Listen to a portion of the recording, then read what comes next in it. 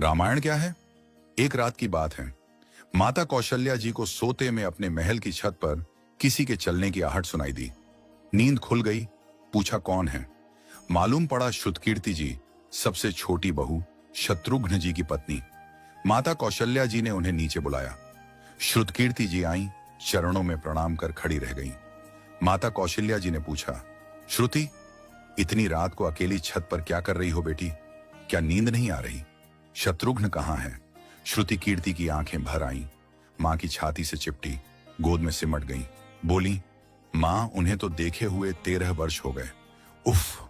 कौशल्या जी का हृदय कांप कर झटपटा गया। तुरंत आवाज लगाई। सेवक दौड़े आए। आधी रात ही पालकी तैयार हुई। आज शत्रुघ्न जी की खोज होगी। मां चली। आपको मालूम है शत्रुघ्न जी कहाँ मिले? अयोध्या जी के जिस दरवाजे के बाहर भरत जी नंदीग्राम में तपस्वी होकर रहते हैं, उसी दरवाजे के भीतर एक पत्थर की शिला है। उसी शिला पर अपनी बाह का तकिया बनाकर लेटे मिले। मां सिराहने बैठ गईं, बालों में हाथ फिराया तो शत्रुघ्न जी ने आंखें खोली। मां! उठे, चरणों में गिरे। मां, आपने क्यों कष्ट किया? मुझे बुलवा लिया होता। मां ने कहा, शत्रुघ्न यहां क्यों? शत्रुघ्न जी की रुलाई फूट पड़ी। बोले, मां, भैया राम जी पिताजी की आज्ञा से वन चले गए। भैया लक्ष्मण जी उनके पीछे चले गए। भैया भरत जी भी नंदीग्राम में हैं। क्या ये महल, ये रथ, ये राजसी वस्त्र विधाता ने मेरे ही लिए बनाए हैं? माता कौशल्या जी निरुत्तर रह गई। देखो क्या है ये राम कथा। ये भोग की नहीं, त्याग की कथा है। यहां त्याग की ही प्रतियोगिता चल रही है और सभी प्रथम हैं। कोई पीछे नहीं रहा।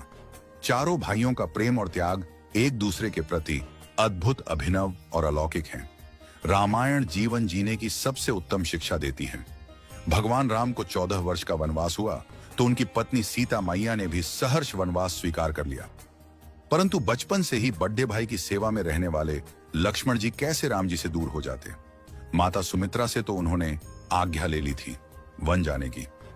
परंतु जब पत्नी उर्मिला के कक्ष की ओर बढ़ रहे थे तो सोच रहे थे कि मां ने तो आज्ञा दे दी, परंतु उर्मिला को कैसे समझाऊंगा, क्या बोलूंगा उनसे? यही सोच विचार करके लक्ष्मण जी जैसे ही अपने कक्ष में पहुंचे तो देखा कि उर्मिला जी आरती का थाल लेके खड़ी थीं और बोली, आप मेरी चिंता छोड़ प्रभु, श्री राम की सेवा में वन को जाओ। मैं आपको नहीं रोकूंगी। मेरे कारण आपकी सेवा में कोई बाधा ना आए, इसलिए साथ जाने की जिद भी नहीं करूंगी। लक्ष्मण जी को कहने में संकोच हो रहा था, परंतु उनके कुछ कहने से पहले ही उर्मिला जी ने उन्हें संकोच से बाहर निकाल दिया। वास्तव में यही पत्नी का धर्म है। पति संकोच में पड़े उससे पहले ही पत्नी उसके मन की